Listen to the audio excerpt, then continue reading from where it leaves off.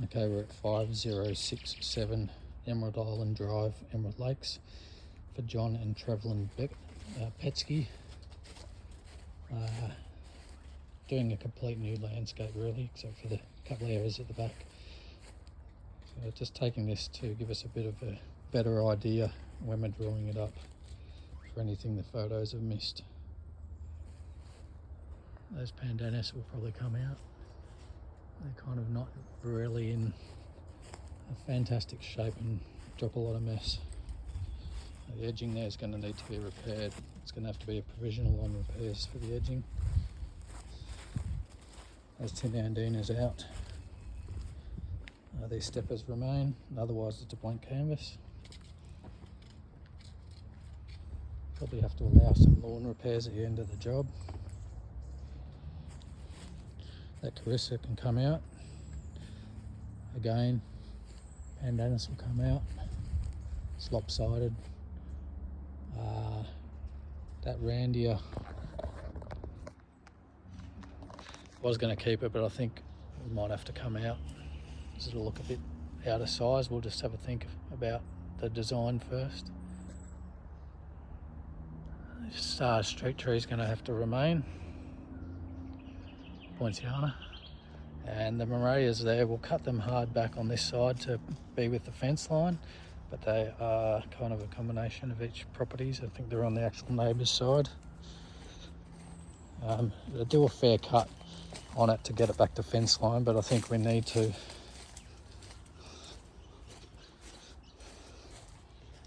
because they're taking up a fair bit of space. This area here we're going to pull out and pave it for a buggy park. That Michelia cocoa in the corner there, I think we'll actually prune that up to be a soldier rather than a squarish hedge. I think it'll look nicer, a bit softer. These cord lines will all come out, although they are very good condition. That garden's about 1200 wide. This one's about 600 wide.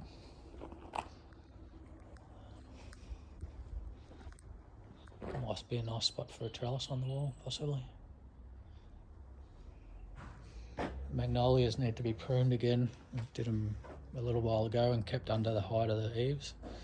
And there's area for planting underneath and at the back.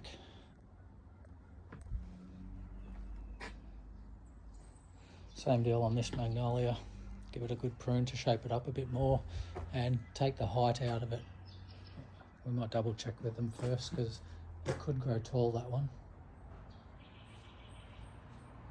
Not sure if it'll look weird to have one small and one short.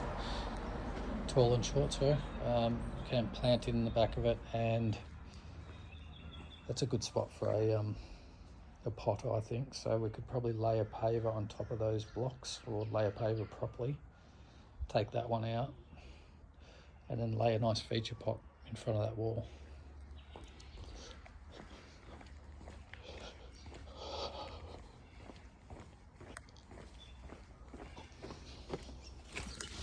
And in the gate here, you probably want about 1200 back from this to where that post is, and that can be a plant. And then we'll do a bins pad on pavers at 1800 to 2 meters long, and then we'll do the rest planting. So take note of the tilt panel, gives a little bit more room. I've taken the measurements from where that crack is, the joint in the concrete is, as opposed to that wall, to give us an indication where that tilt panel is. And I've measured back from this concrete here back to that screen post to know where the trellis is going to be. So if we're going to have taller planting that side of it, we might come in small in front of the trellis. We've got about 300 mil in there for the planting. The trellis, then it opens out wider again here, so a little bit of smaller stuff in the front here again, and then it can get bigger moving along down there. I was also taking a measurement from there, and I think we could have a staged pot set up, so one down below, one up top. I think it might look nice on that section. Just something to visually see out of the window. This area, I think we need to make sure we got some good drainage in here. There was pipes under here that we found last time that I'm sure were a bit blocked. So I'm not sure how we'd go on that one, but we might have to investigate that a bit because it looks like it's holding water. These viburnums will need a good hard cut. This one here, we'll cut it as hard as we can back to the tilt panel line and even that all up. And then probably cut 1 metre off the top and take it to about 3 metres in height, and then pull it right back to the line of the path. Be really hard on it so that we can start to shape it up at that width.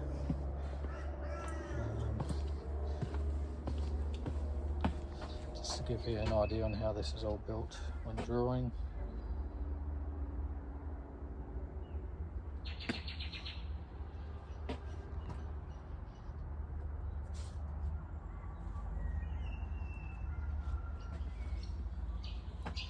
That pencil pine there, I think we'll move it, potentially. Either that or we will add another one here. That's probably what we'll do, add another one there. We'll do a bit of a canopy prune on this Paniopsis and the other one at the other end, just to let a little bit more light in here for these. And I think we could probably keep a pot there and relay the paver properly in probably the height of the concrete, and then dress up all underneath here. That olive could possibly be used out the front. Just to look at the setup here.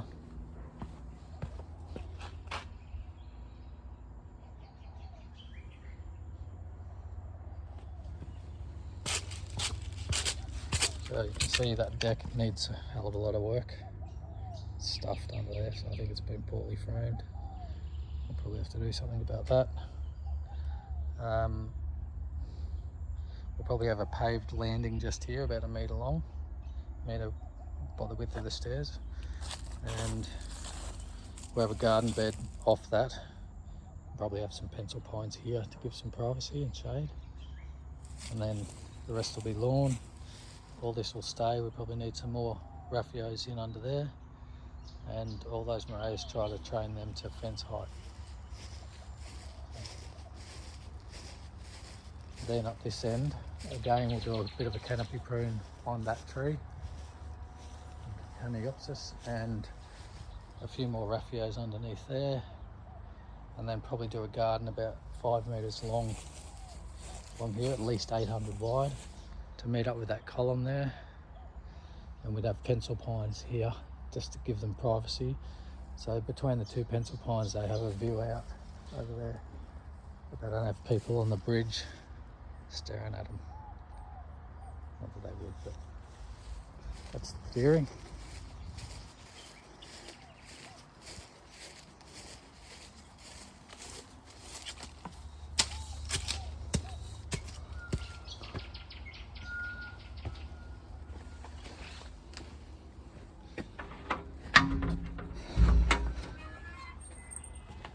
Keep in mind with planting around this paver that the gate opens backwards, so it can't be too high.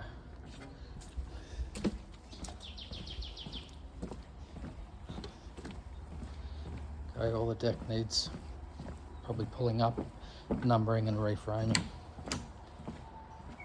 This planter box setup, I've made measurements of all this. That moray will get a really hard prune back to the size of its own planter. Try and keep it that size, so really hard. It'll bounce back. Just to give you an indication what's going on under here.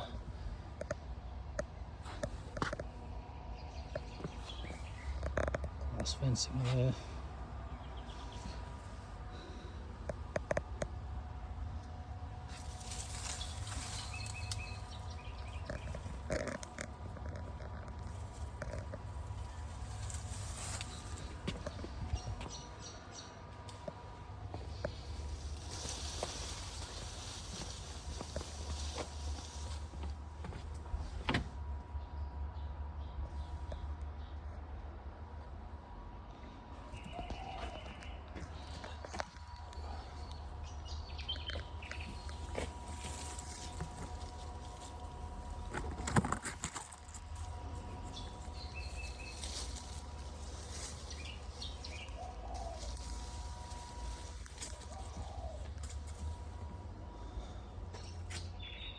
going to be a decorative screen above there as well.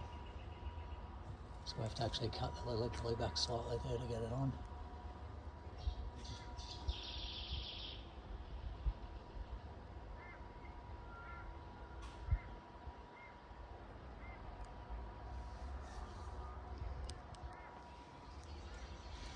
I'll have to check with John if he wants the panels to match up at the same height over that side, so this panel would actually have to be higher. It's possible. I think it's possible. This olive will need to come out and be reused, maybe at the front.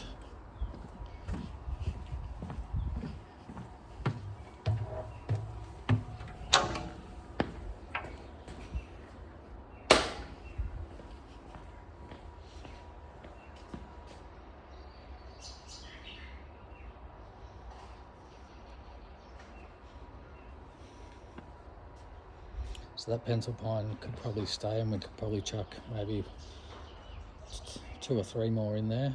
That eucalyptus will have to come out. I don't think it'll do very well in there. Don't think it'll transplant either. Just so you know, the setup of these when drawing it in, this will all remain. There's a little bit of a depression in there too.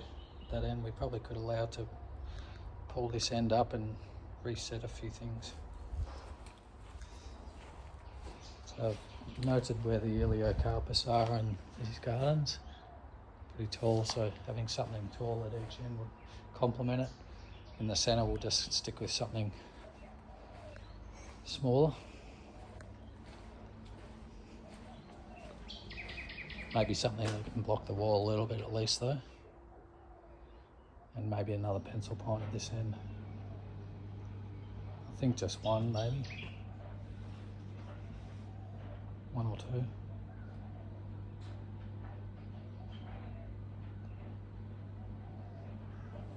Probably 1. In this concreted area, we're thinking of having a clothesline there and a planter box set up from the start of that panel, which I've measured to, and maybe moving forward along here until there's enough space to do so between there, and maybe come out at least 1200 with them. So we could probably, I reckon we could probably go to about that next panel. We should have the measurements of those panels in our drawings.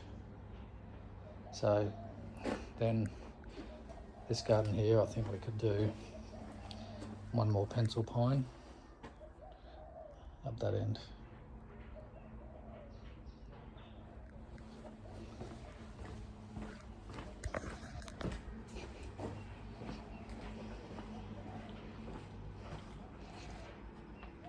And we could possibly even do a bit of a trim on these and make them tall and slender.